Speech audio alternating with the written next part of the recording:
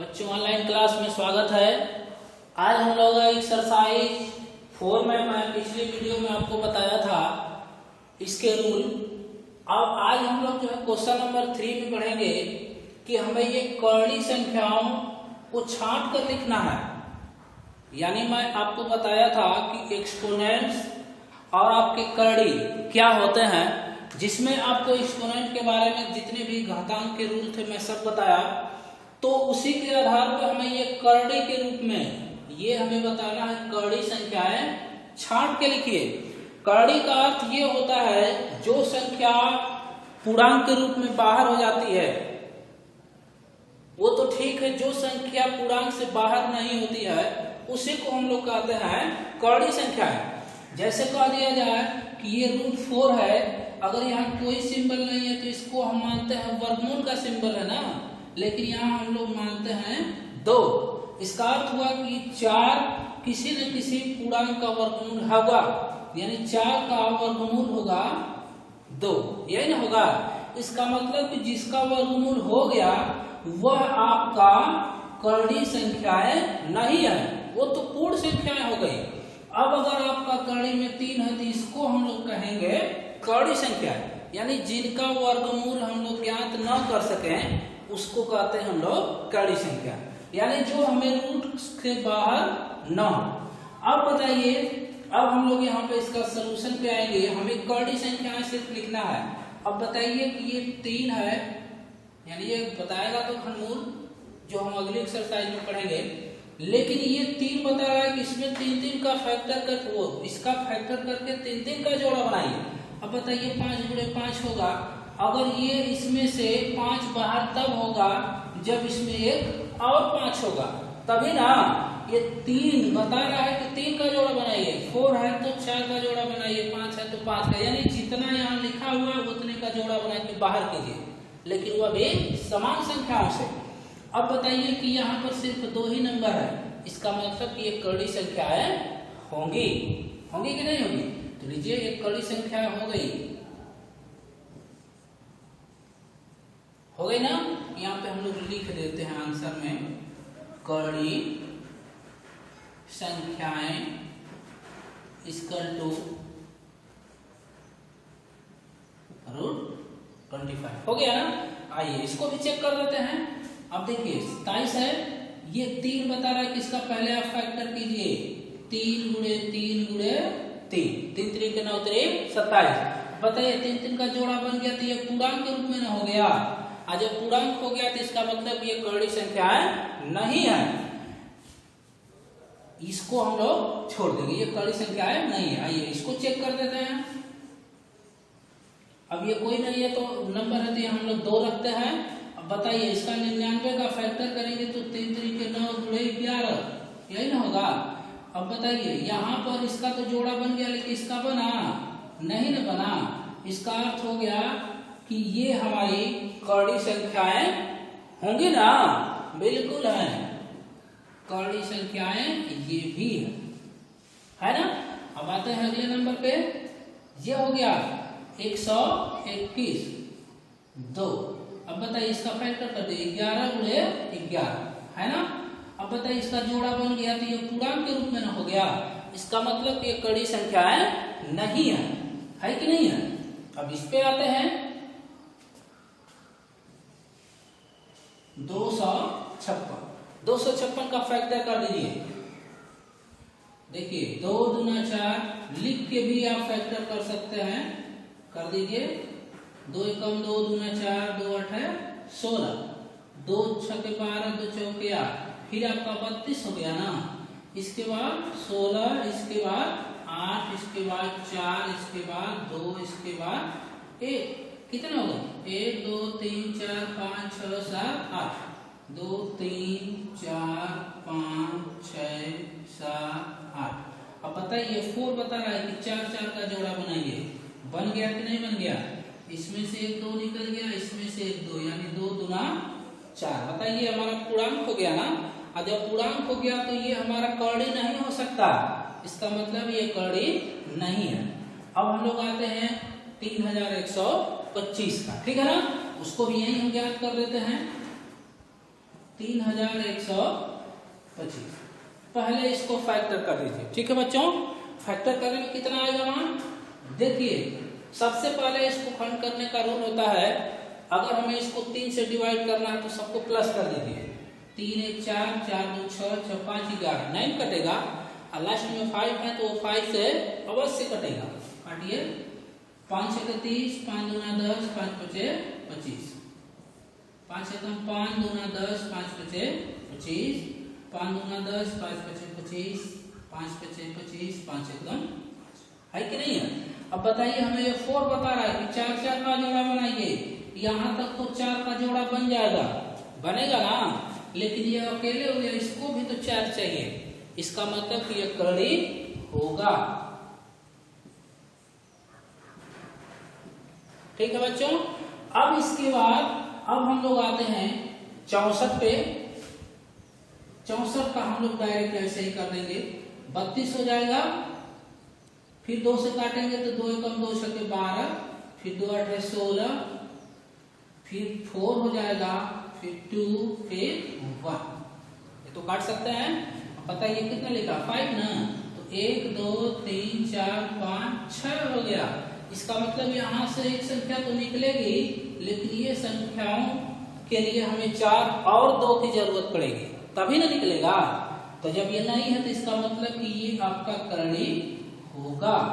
ये भी करड़ी संख्याएं हैं जो पूर्णांक के रूप में नहीं लिख सकते। लास्ट वाला डिजिट नंबर देखिए, आपका है 2 4 3। ये तो 3 से कटेगा, चेक कर लीजिए। 4 2 6 3 9, 3 से काट लीजिए। 3 एकम 3, 3 दूना 6, 3 7 3 9 23, 3 3 9, 3 एकम 3। ये कितना लिखा है 5। 1 2 3 4 5, यानी इसमें से एक 3 हमें बाहर मिलेगा। इसका अर्थ ये हुआ कि ये हमारा पूर्णांक होगा।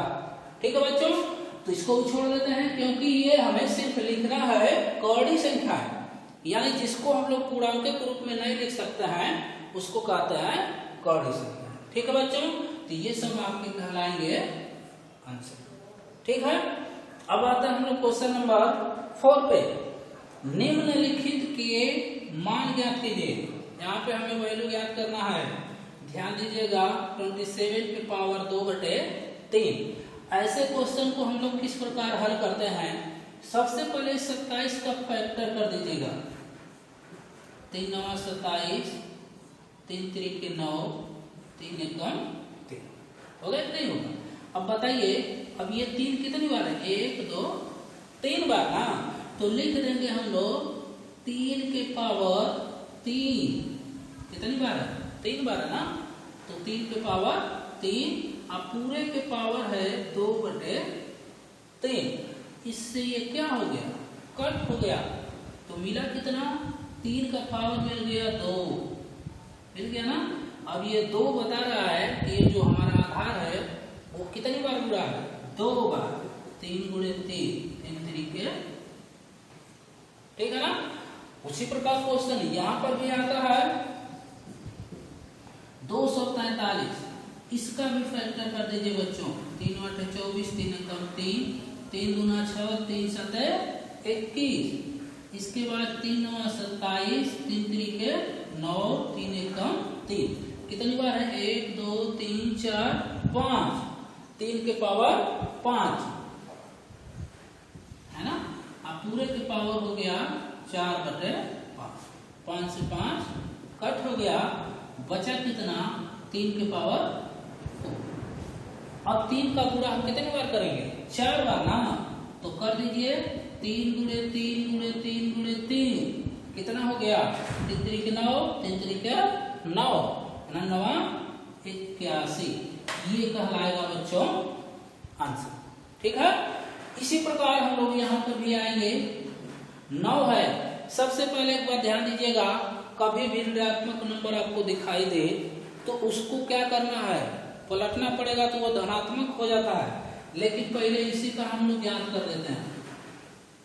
ये फैक्टर करेंगे तो 3 के पावर कितना आएगा, 2 आएगा ना, तो 2 से 2 कट हो गया, तो 3 के पावर मिल गया -1। अब इसको जब धनात्मक बनाना है तो इसको लिख देंगे 1/3। अब ये कहेंगे कैसे 1/3 हो गया, देखिए 3 के पावर -1 है तो इसको लिख देंगे हम लोग 3/1, ठीक है ना। अब बताइए यहाँ पर जब इस संख्याओं को पलटते हैं, कभी कभी रूल ये होता है, अगर ये 1/3 के पावर कुछ नहीं है, ऐसा है ना, तो जब इस संख्याओं को ऊपर ले जाते हैं तो इसके चिन्ह में परिवर्तन हो जाता है। तो 3 को जब ऊपर ले जाएंगे तो हो जाएगा -1, होगा कि नहीं होगा। जब इसको ऊपर ले जाएंगे तो -1, और जब इसको नीचे ले जाएंगे तो 1/3। अब इसका पावर 1 है तो इसके मान में कोई परिवर्तन नहीं ना होगा। तो ये यही क्वेश्चन है, ठीक है। अब आते हैं हम लोग अगले क्वेश्चन पे। 27 है, 27 का फैक्टर कर देंगे, लेकिन ये आप पहले कड़ी को हटाइए, इसको ऐसे भी लिख सकते हैं, कड़ी जब हटेगी तो 4/3, ठीक है। अब इसको लिखेंगे 3 के पावर 3, 3 के पावर 3 और ये 4/3। अब ये कहेंगे क्यों ऐसा हो रहा है। अब बताइए कि √2 का अर्थ होता है 2 के पावर 1/2। अगर यहाँ पे 3 लिखा है तो हो जाएगा 1/3। अब बताइए 4 है तो 4 का इस 1/3 में गुणा होगा तो 4/3 होगा, है ना। अब देखिए यहाँ पर 3 से 3 कर, यानी 3 के पावर हो गया 4 और 3 का गुणा हम 4 बार गुणा कर देते हैं। 3 3 9, 3 3 9, 9 81, ठीक है बच्चों। अब हम आते हैं अगले क्वेश्चन पे।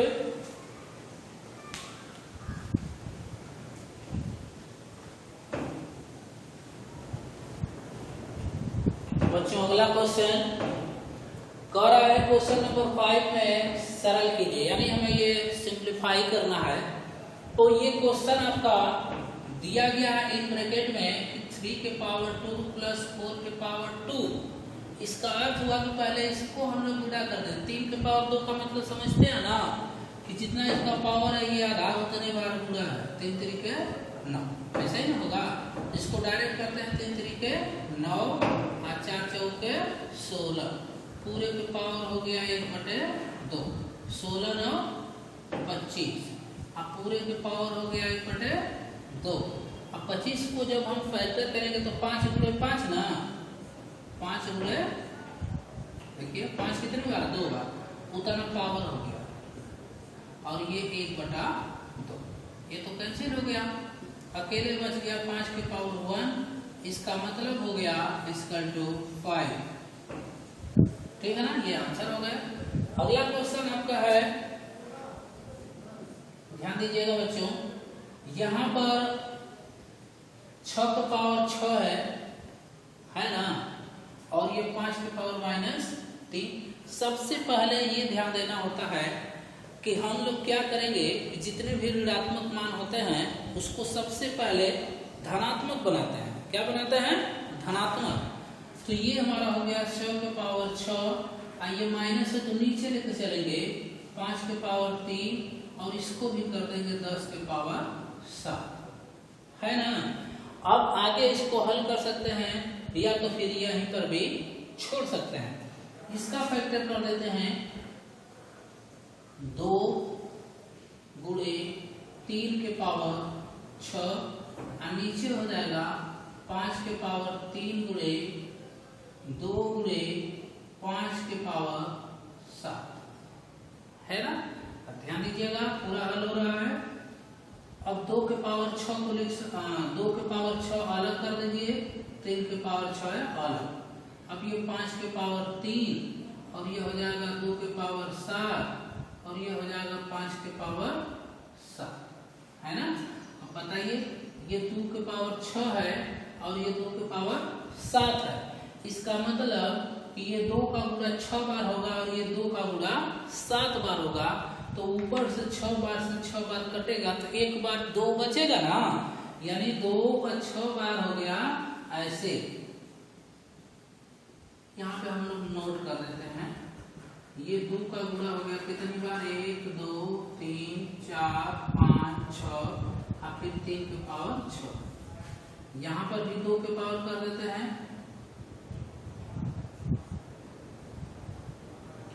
2 के पावर 7, 1 2 3 4 5 6 7, 1 2 3 4 5 6 7 है ना। इसके बाद हो गया 5 के पावर 3, अब हम दोनों जोड़ देते हैं, आधार बराबर है तो घातों को जोड़ देते हैं। ये रूल मैं बताया था, a के पावर m गुणे a के पावर m, तो दोनों जोड़ देते हैं ना, तो ये 3 और 7 10 हो गया है ना।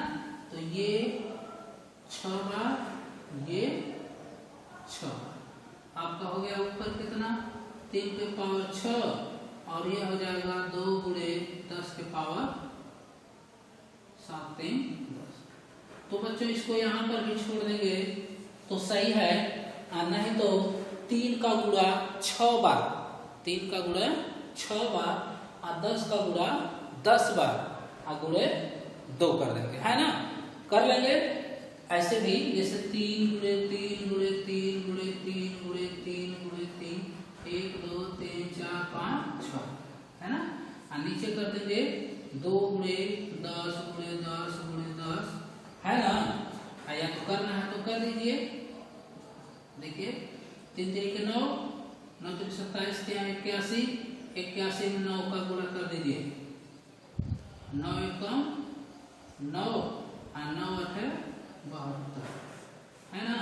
अब बटे 10 बार में 2 का गुणा कर दीजिए, 10 के 0, 1 2 3 4 5 6 7 8 9 10, बस छोड़ दीजिए, ठीक है ना। अब आते हैं हम लोग अगले क्वेश्चन पे बच्चों, क्वेश्चन नंबर 6। यहाँ पर मैं बताया था कि सबसे पहले ऋणात्मक है तो उसको धनात्मक बना दीजिए, है ना। अगर ऋणात्मक है तो धनात्मक बनाएंगे, अब जब धनात्मक है उसको छोड़ देंगे। अब आइए देखिए इसको कैसे आप हल करेंगे। 2 का गुणा 5 बार, 2 का गुणा 5 बार, नीचे कहीं 2 है नहीं, चलिए ऊपर के मान को ऐसे ही रहने दीजिए क्योंकि सब अभाज्य नंबर है। नीचे इसका फैक्टर कर दीजिए, 2 गुणे 3 और ये हो जाएगा 2 गुणे 5 है ना। ये हो जाएगा 3 गुणे 5, ठीक है। आगे बढ़ा दीजिए, फिर एक बार लिखिए 2 के पावर 5, 3 के पावर 4, 5 के पावर 4, नीचे 2 के पावर 3, 3 के पावर 3 है ना, 2 के पावर 3, 5 के पावर 3, फिर 3 के पावर 4, फिर 3 के पावर 5 के पावर 4, वो वैसा वाला गला। अब देखिएगा 3 के पावर 4 तो ये कैंसिल हो गया कि नहीं हो गया। अब 5 के पावर 4 ये भी कैंसिल हो गया, है कि नहीं। अब ये 2 के पावर 5 है तो यहाँ 2 के पावर 5 कहीं है, चेक कर दीजिए, 2 के पावर 5 ऊपर हो गया और नीचे 2 के पावर 3 और 2, आधार बराबर है, हाथों को जोड़ देंगे, 3 और 3 6, 3 3 6 और गुणे 3 के पावर 3 और 5 के पावर 3। अब बताइएगा ये 2 के पावर 6 है, ये 2 के पावर 5 है, तो ऊपर 2 कितनी बार होगा 5 बार, नीचे 2 कितनी बार होगा 6 बार, तो 5 बार से 5 बार कट गया तो नीचे 1 तो 2 बचा ना, यानी इसको 2 को गुणे 5 बार कर देंगे जैसे यहाँ पर किया गया है, और ये 6 बार तो कट किया है कितना 1 बटे 2 गुणे 3 का गुणा 3 बार, 3 3 के 9 9 3 27, अब 5 का गुणा 3 बार, 5 5 25 25 125, मान कितना 27, और ये 2 का गुणा इसमें 2 5 10 और 2 दूना 4 1 5 2 1 2, गुणा करना पड़ेगा 250 में 27 में, 7 5 35 को 5 7 2 14 3 17 और 2 0 2 5 10 2 2 4 1 5 है ना, 0.57516 मान कितना निकल के आ गया 6750। ठीक है बच्चों, तो फिर हम लोग अगले क्वेश्चन पे आते हैं।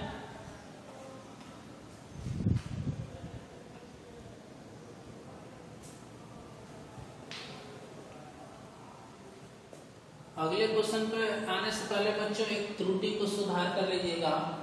ये हमारा 2 गुणे 5 के पावर 10 है और यहाँ पर हम गलती से लिख दिया 10 के पावर 9। इसका मतलब ये 5 के पावर 10 होगा, है ना। यानी 5 को हम कितनी बार गुणा करेंगे 10 बार। 5 को कितनी बार गुणा करेंगे 10 बार। अब आप लोग ये गुणा करके स्वयं हल कर लेंगे। 5 को 10 बार लिखकर हम आंसर लिख देते हैं। ठीक है, अब इसके बाद हम लोग आते हैं अगले क्वेश्चन पे।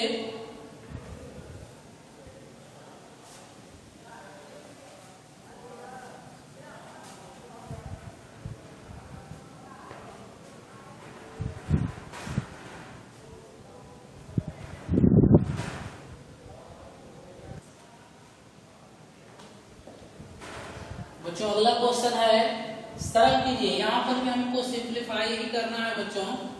तो हम लोग आते हैं सॉल्यूशन पे।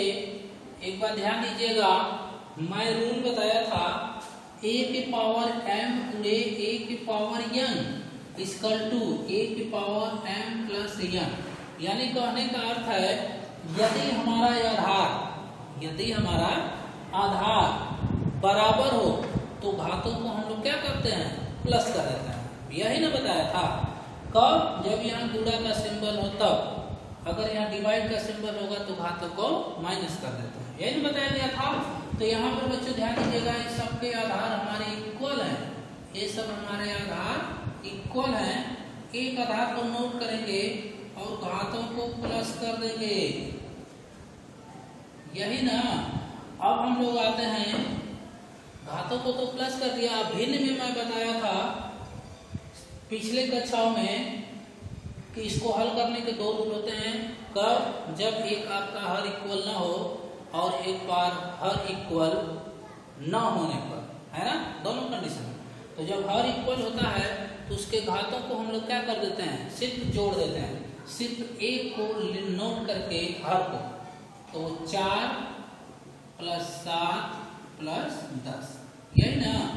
यानी हो जाएगा 10 × 7 = 17, 17 × 4 = 21 ना। यानी 21/3 और 3 नमा और 3 × 7 = 21, 7 के पावर 7। अगर आप 7 को 7 बार गुणा करना चाहते हैं तो कर लीजिए। ठीक ना, तो ये आंसर आएगा। और यहाँ पर हम लोग सोल्यूशन पे आते हैं। यहाँ पर किस प्रकार हल करेंगे, 6 के पावर 9 को हम लोग लिख देंगे 6 के पावर 6 गुणे 6 के पावर 3, ऐसे भी तो लिख सकते हैं आप। प्लस यहाँ पर 2 के पावर 6 गुणे 2 गुणे 3 के पावर 6, ऐसे 6 को यहाँ चढ़ा दीजिए। ठीक रहेगा। तो भी बात वही है, 6 और 1 7 होगा कि नहीं होगा। अब इसको क्या करेंगे, 6 के पावर 6 गुणे 6 के पावर 3 प्लस 2 गुणे, इन दोनों को एक साथ गुणा कर दे। मैं डिफिनेशन रूल में बताया था कि यदि आधार बराबर न हो और घात बराबर हो तो हम क्या करते हैं कि एक घात को लेते हुए आधारों को गुणा कर देते हैं। तो 3 दूना 6, 6 के पावर 6। अब इसमें 6 के पावर 6 यहाँ एक अलग और ये अलग, क्योंकि प्लस और माइनस ही ऐसा सिंबल होता है जो हमें पदों को अलग अलग करता है। क्या करता है? अलग। ये हो गया और ये 2 पद हो गया। इसमें से 6 के पावर 6 कॉमन हो गया, मिला कितना 6 के पावर 3 प्लस 2, तो 6 के पावर 6 इंटू 6 के पावर 6 का मतलब कितना हो जाएगा 6 के 36, 6 के 216 प्लस 2, तो 6 के पावर 6 गुणे 218, ये ना होगा। ठीक ना। आप चाहेंगे तो 6 का 6 बार गुणा कर लीजिएगा और इसके बाद 218 में गुणा कर लीजिएगा। ठीक ना, नहीं तो यहाँ पर भी छोड़ सकते हैं। ठीक है। तो बच्चों हम लोग अगले वीडियो में अगले पार्ट में मिलेंगे। तो आज के लिए इतना ही, धन्यवाद।